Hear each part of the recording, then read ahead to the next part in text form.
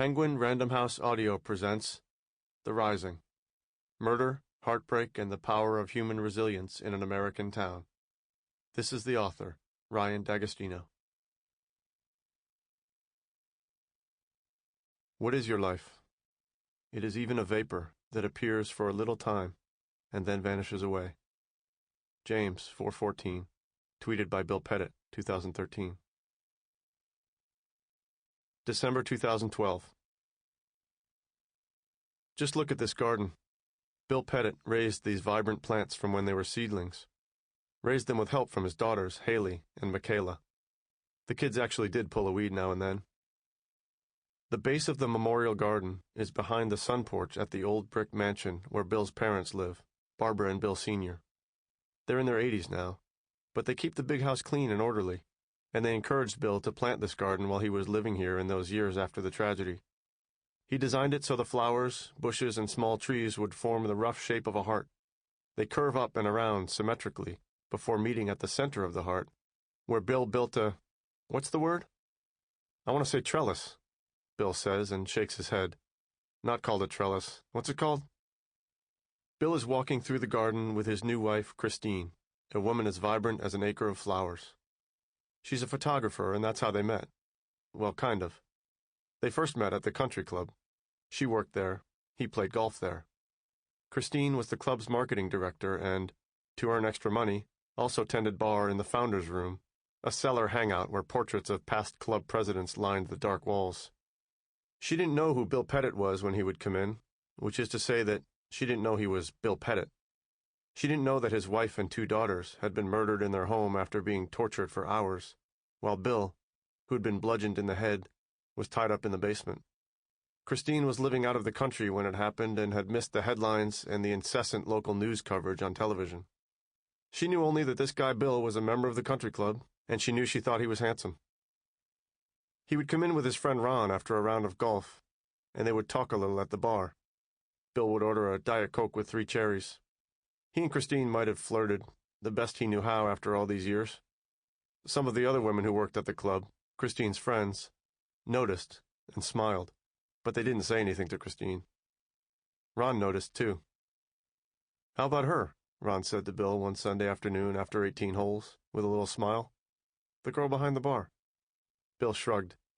He and Ron had known each other for 40 years. A lot went unsaid. Not called a trellis. What's it called?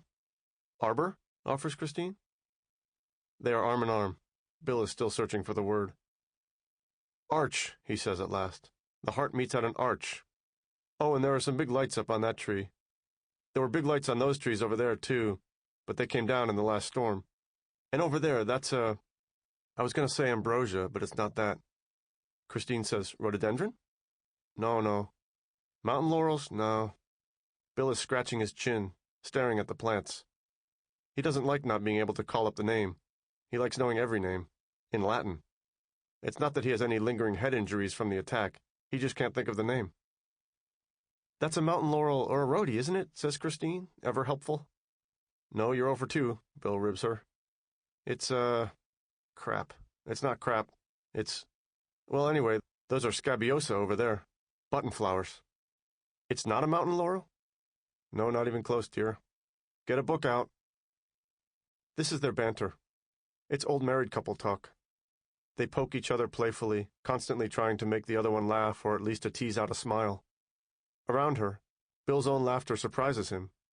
He had thought that all of that, quick jokes, laughter, happiness itself, was lost to him for good. Artemisia? No, Andromeda. Christine was nervous that day a few years ago when she came over to take pictures of this garden. It was her first assignment as volunteer photographer for the Petit Family Foundation, the charity Bill established in memory of his wife and daughters. She liked Bill, but she didn't know he liked her too. She thought maybe, but then, as they were walking through the garden the day she photographed it, Bill pointing out the different species, Christine taking pictures, he stopped at one point, looked at her, and reached up and touched her earring. Her heart jumped. She walked away, started taking pictures again. I was like, whoa, I gotta go, she says today. Bill rolls his eyes and smiles when he hears her retell the story. "I just asked you where you got him or something," he says. "I know," she says, "but you were closer than normal." "Okay." "It was one of my favorite moments." He looks right at her, smiles, says softly, "Okay." They get in the car after their stroll, and Bill scans the radio, nixing songs, playing DJ. Nope. Nope. Nope.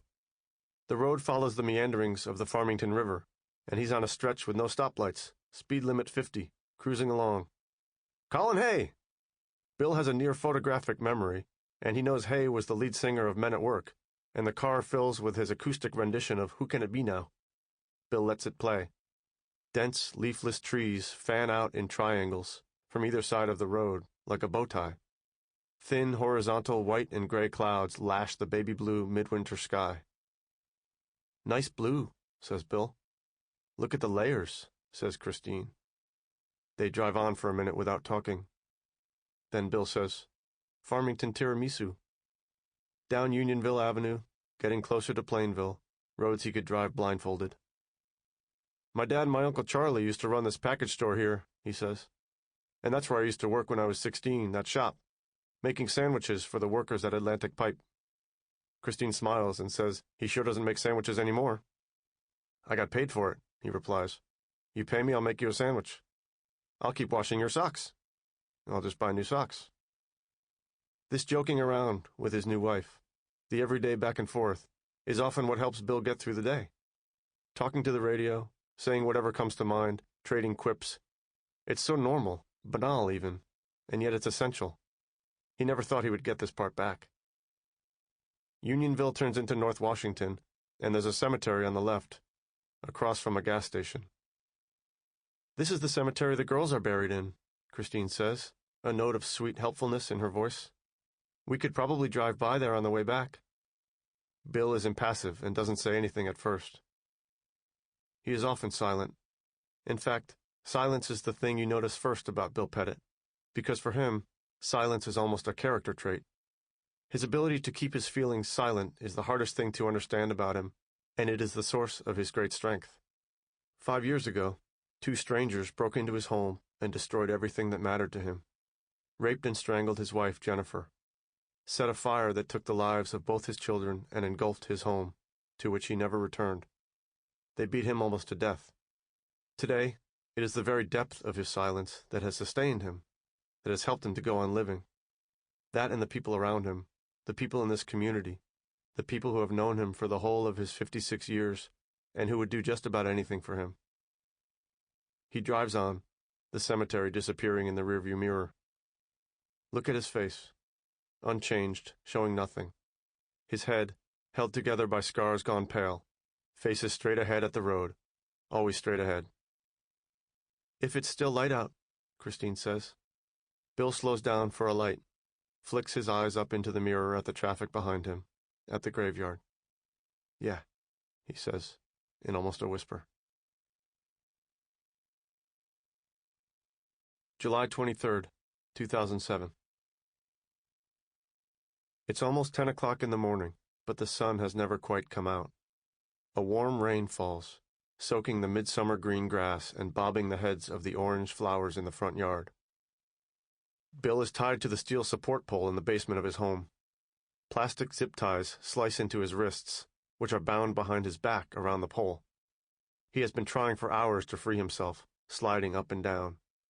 Blood flows steadily from the gashes in his head, pooling on the concrete floor around him, and he is hoping the up and down motion will keep the blood pressure steady throughout his body. He is a doctor, so he knows that he is losing a dangerous amount of blood. His body feels like it weighs 1,000 pounds. His ankles are bound together tight, first with plastic zip ties and then clothesline.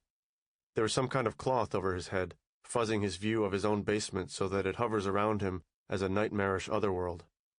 In a strange gesture he can't make sense of, the 2 men who have broken into his home shoved a couple of pillows under him on the hard floor. The cushions are now stained a deep red. He works his tired legs underneath him, so he's in a squat position. Then he pushes until his 6'4", 50-year-old frame begins to slide slowly up the pole, sweat and blood stinging his eyes, his head throbbing. The plastic ties cut into his ankle. Sample complete. Ready to continue?